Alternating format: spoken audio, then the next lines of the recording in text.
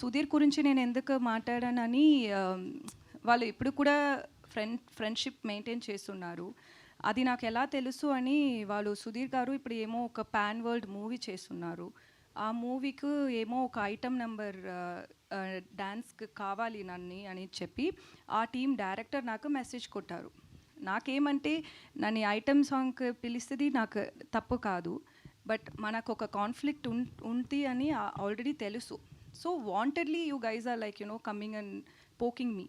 That's very wrong. He knows that. Obviously, they would have discussed about it with him as well, like with Sudhir as well.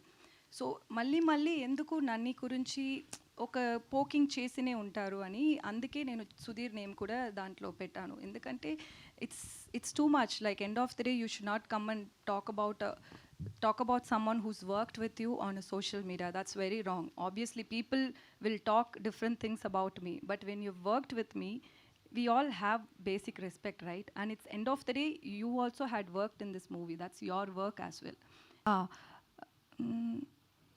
మర్చిపోయాను. వాళ్ళు ఏమేమో అన్ని time బుల్లి చేశారు. కొత్తది కదా, ఇండస్ట్రీకి కొత్తది. సో ఏమో బుల్లి చేశారు, బట్ నవ్వినే ఉంటారు. సో ఓకే అని అనుకున్నాను. But when it comes to acting and all, he'll be very serious and I will be very serious. So we had good rapport. For me, I'm honestly saying I have no issues with the director or with the hero as well. Personal conflicts ఏం లేదు. ఇది movie గురించి ప్రాబ్లమే అంతే.